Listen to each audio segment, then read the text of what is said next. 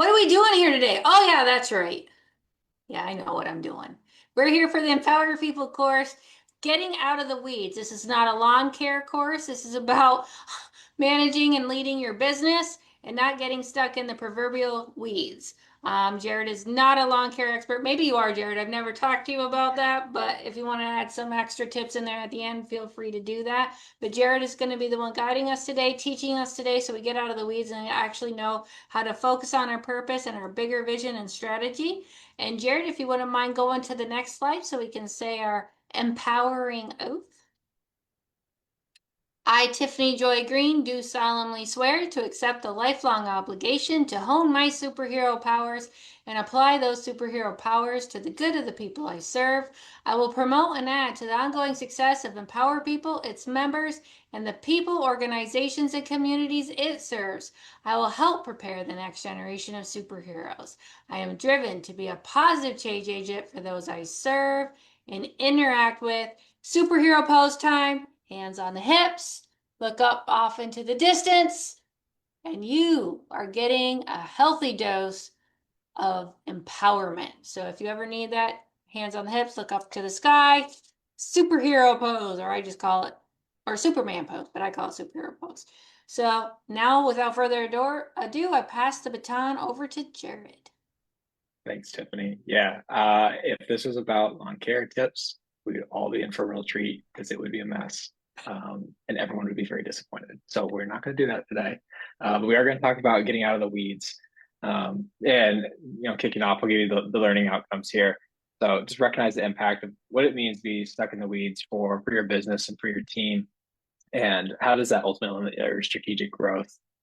Understand the value of setting aside that intentional time, the reflection, which I love. We'll talk about that, the planning and the ideation side as well. Learning some practical ways, really, this is practical ways on how to get out of the weeds and some of the things you can do, but more specifically, the idea around retreats, offsites, and workshops. It's something that we do at Off Square One that we help with clients, but then we also encourage our clients to just go run that stuff on your own. So we'll talk a little bit about that, and then walk away with some action tools. Start carving out that space for those high impact thinking opportunities and that long term progress. Sometimes this stuff isn't easy. I'm not a master at this on a day in, day out basis, but it's something I'm always striving to get better at and incorporate into my own life and also into our business. So just real quick about me, co-founder of Oscar One. We're a management consulting firm, but we really focus on retreats, offsites, and workshops, so facilitated experiences for our clients.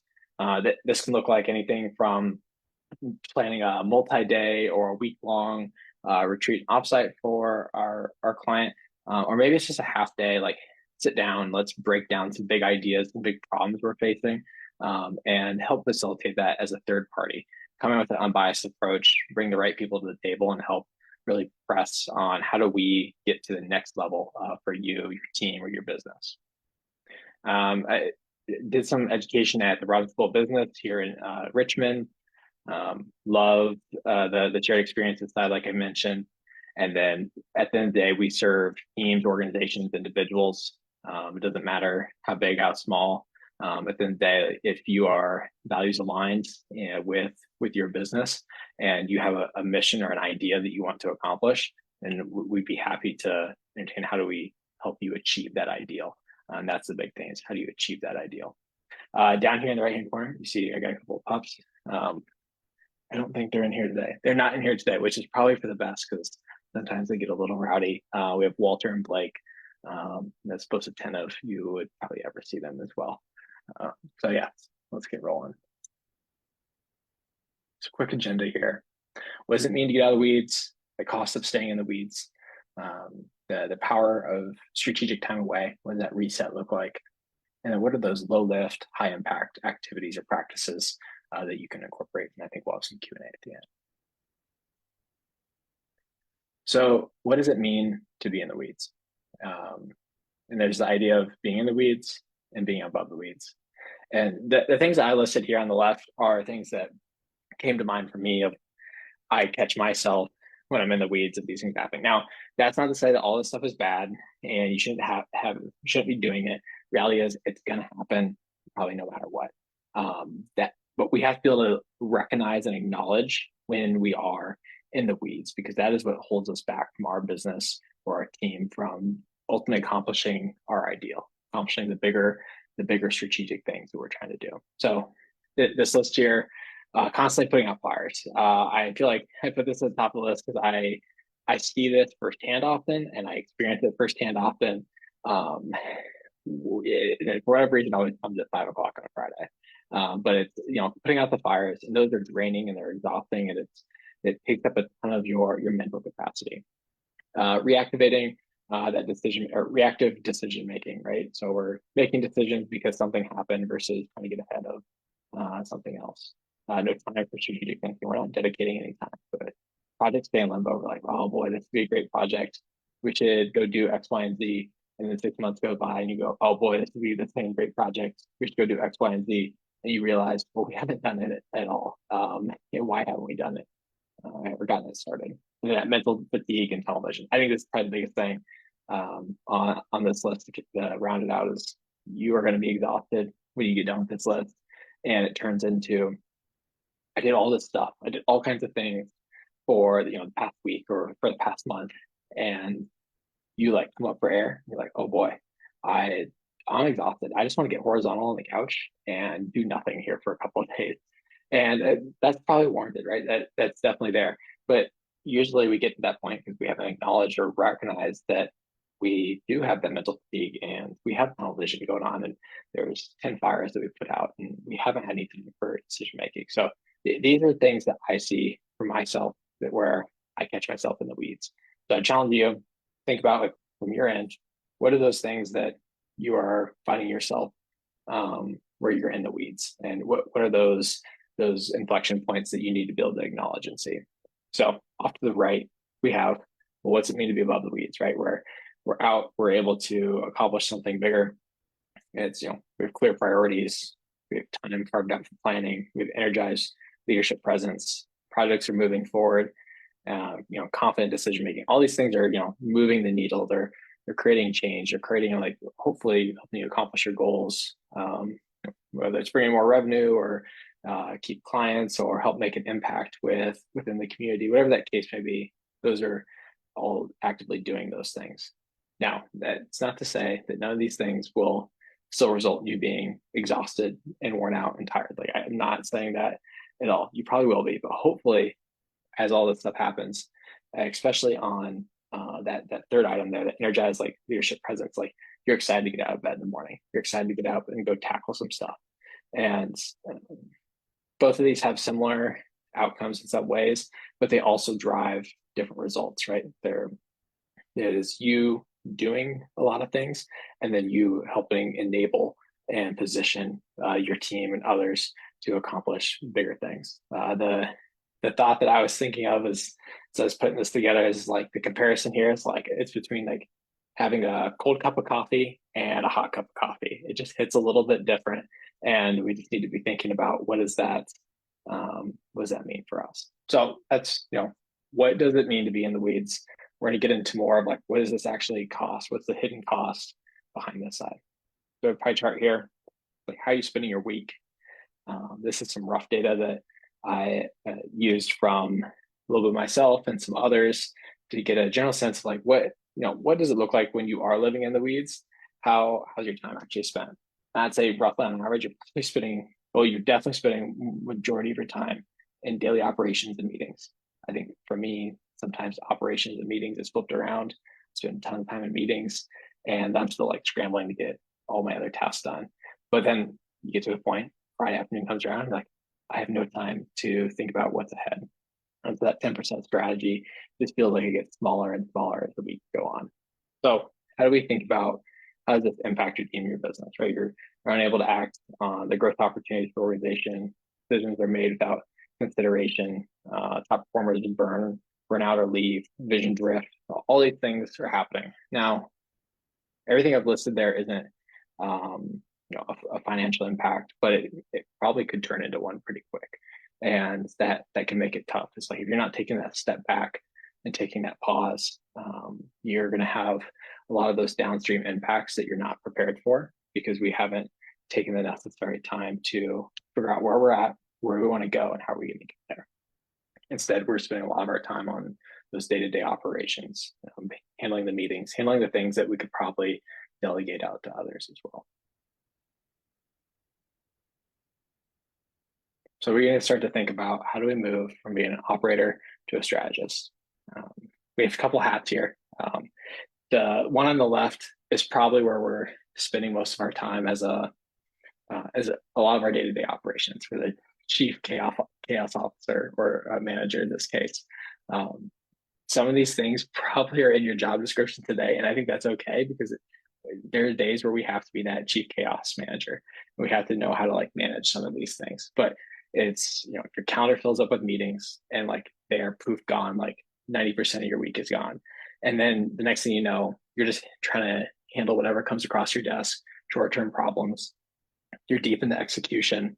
You're trying to just manage some daily tasks and you're not moving the needle, right? You're getting by until maybe it's the weekend or until the end of the quarter, whatever it is, but you haven't drew up that change.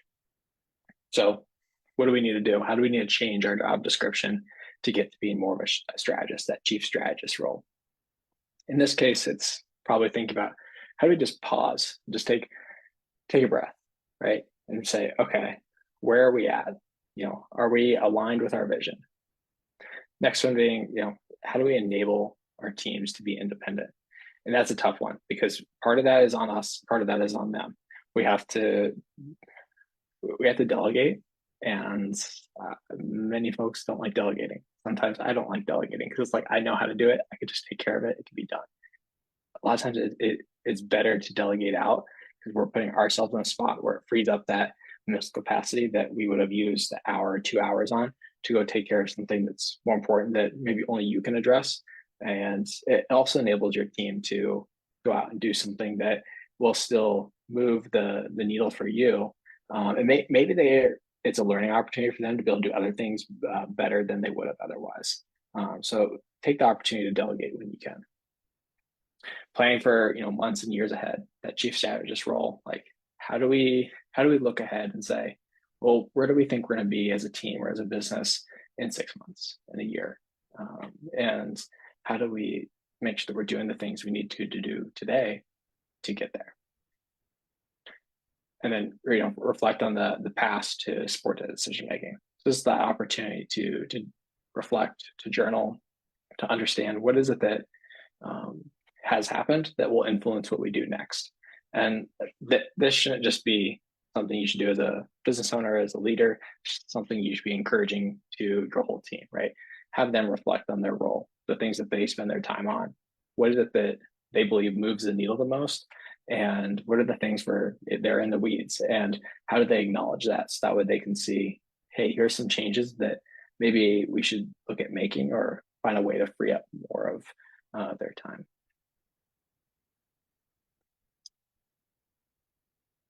So is it time for a reset? You may not have the answer to that. You may not know how to answer that today. Some days I don't know if it's a time for a reset for myself, but these are some of the things that I ultimately look for to help determine if it's time for a little bit of reset. I've spent, you know, hours, days, weeks in the weeds, getting just tied up in everything else. These are like the key indicators here. So like constant disconnect from the team, long-term projects, just they're not moving, or it's like I have this thing on my to-do list. I'm like, I want to get to it. I just don't get to it. And it's just not happening. The strategy hasn't been reviewed or updated in 12 months. That's a big one. I've asked some clients recently and they're like, yeah, we have a strategic plan. I was like, great. When was the last time you looked at it? They're like, a year ago. I'm like, okay, so maybe we have a strategic plan in name only. And it's like, how do we do something with this? How do we help it actually be a useful tool versus just a piece of paper that sits on the desk or a banner that hangs above the door? So I would encourage you to take these 4 like little self-assessment indicators on the left and pose this into some questions for yourself of, are you seeing these in yourself, in your business, in your team? And use these as to help with your own reflection and journaling, right? How do you take a step back and say, are we experiencing disconnect in our team, or is our team just running perfectly? Or, you know, have we been kicking the can down the road on this project that when we originally pitched it, we're like, this was going to be awesome for us. It was going to change everything. And for some reason, nothing's happened in the last 3 months. So use those as your prompts to get you started. But that's going to move you in. You'll probably find that, yes, like I'm answering yes, yes, yes to all of these. And so we got to get to a spot where like, well, okay, what do we do about it? So the high impact activities, these are the ones that I like using. You may find that there are others that work well for you, but from our standpoints, how do you set aside an afternoon once, twice a month, just for some whiteboarding? Because you know you have this one big problem because you have a client retention issue and we haven't been able to solve for it in the last month or last 2 months. And it continues to just be a perpetual thorn in the side. And we can't just keep putting our hand over the hole of the boat and letting the water come out, but rather we need to actually find a way to truly fix this. So take an afternoon, start whiteboarding this out, and throw everything out on the table. And this is that opportunity to do it. It's not meant to, hey, we're going to fix everything right here in the moment, but rather it's, we got to self-assess where we're at, where do we want to be, and then how do we fill in the gaps in between. And sometimes the whiteboarding can help us get there. Intentional team building, this can be easy as having a happy hour or dinner or lunch with some folks on your team. You'd be surprised that, taking the time just out of the workday to get to know your team, take that breath, try not to talk about work. I know that can be the hardest thing for teams at times, but if you can just take some time to not talk about work and talk about life, that can be a great re-energizer for yourself and for your team. Incorporate that reflection and journaling. I love this. I was actually spent some time on this morning. I'm not the best at it, but I do try to journal about once a week, just to reflect on like, what are some of the things that happened in the last week? What are the things that I'm looking forward to in the next week? What are the challenges or the low-hanging fruit that I see on the horizon for myself? And what am I going to do about it? Nothing crazy, right? Just something simple to get my ideas and thoughts down on paper. So that way I can look back at that and say, here's where I was at on Thursday, and it's now the next Thursday. And do I feel like I'm making progress? Do I feel like I'm worse off than I was before? Okay, if so, why is that? And be able to work through there. And the last one, of course, this is the one I love because it's the stuff that I love doing on a day-to-day basis, is find a way to invest in a retreat offsite workshop to tackle a big problem or challenge, right? That could be everything from like, we truly just need a strategic plan that's going to help guide us for the next 3 years, all the way down to we have a new team, a new set of leaders, and we need them to be able to be aligned and be a cohesive team. So how do we complete some team building to help them be successful? There are plenty of opportunities to do this. You don't have to do a week-long retreat somewhere. You can do it as simple as a half-day workshop for yourself. But the thing to consider, you can facilitate internally, and that can be a great benefit. But the thing that you may find yourself ingesting a little bit is some internal bias. And so it's how do you look for those third-party facilitators as well to help push that along? And I think knowing the time and place when to use those is appropriate. But at the end of the day, knowing what is it that you're trying to get out of this session, right? Don't put it on just a facilitator to fix it, especially if it's an internal person that's on your team already, because that may drive you in a direction that you weren't expecting or that you don't want to go at all. It can make things challenging. All right, so I have a few other high impact practices that I really love. That brainstorming session that I mentioned. These are some good questions to start posing to yourself, like, what is the problem, right? I'm a big believer of start with the end in mind. What is that end problem that you're trying to solve for, and how do you start to work back? Team building. I should have put this in like big letters, made its own slide, because the reality of like team building, I think, is the number one thing to really help fix and implement some positive change into your team of business. Now, again, doesn't have to be anything crazy. You can always do some different activities, but the more that you just be intentional about it and be genuine about it, I think the more of a difference. In regular journaling. These are some of the questions that I like to pose to myself, and of course those retreats, offsites, workshops.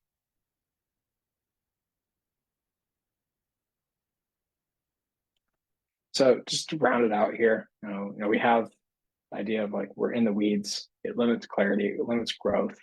leadership effectiveness. Sometimes it's not easy, right? Like as we started out with, is it's not always easy to recognize if we're in the weeds or if we're not, and we just want to make sure that we're able to work through that and say, okay, here are the indicators that I'm finding for myself that I'm in the weeds, right? I'm constantly putting out those fires, and here's where I really want to be. I want to be able to dedicate every Friday afternoon and say that I'm going to spend 2 hours Friday afternoon to just spend some time whiteboarding and reflecting. And we're going to look at the end of the month and say, how many Fridays did I hit? Did I hit 4 out of the 4? Did I hit 3 out of the 4? And what is the outcome because of that? That strategic time, the workshops or the short reflection sessions. And we've talked about the retreat side, but something I was just thinking about with the workshop side, it could be as simple as just pulling a couple of people into a room for a Friday afternoon and saying, hey, this is a problem that I've been facing. Like, let's see if we can tackle some of the big pieces today and leave this week on a high note. You don't need a big budget to make space, and the biggest barrier that folks see in some of these things is it takes a lot of time. It's going to take a lot of money. I don't have the space for it, or I don't have the time to take my people away from something else. And again, like, make it simple, make it easy. We don't need to do the big grand 10-day offsite, whatever, to Maui or something, when the reality is, like, I think just an afternoon focusing on this problem and then we all go get a happy hour together could certainly change the tides for a lot of things.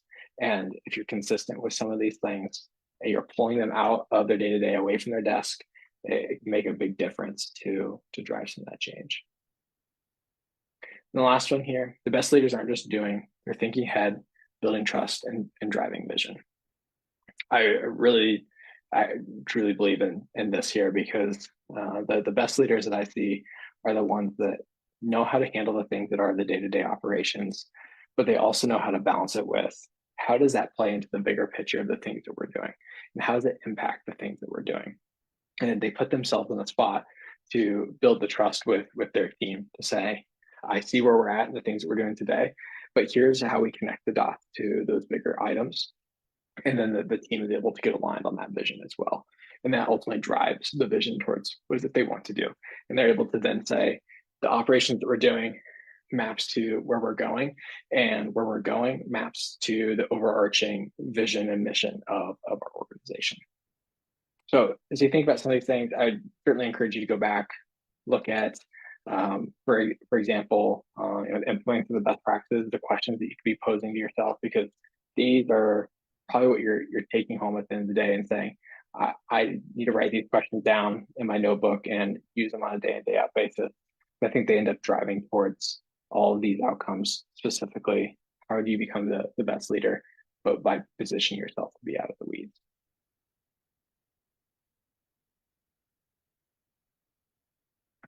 I think you're on mute, Tiffany. I'm usually good about taking myself off mute, but I just took myself off mute. Thank you, Jared. You were right. This was not about lawn care at all, but we're going to transition. We're going to transition now into our Q&A session. So I just want to say goodbye to everybody on Facebook land. If you're not an Empower People member, go to the comments below. You're going to see the link to join for free. Feel free to do it, because guess what? Why are you missing an opportunity to ask an expert some questions? I mean, I don't understand. So go ahead and do it, and we'll see you on the flip side. And yes, I know it's an oldie but a goodie, and it is a goodie, so I'm going to keep using it.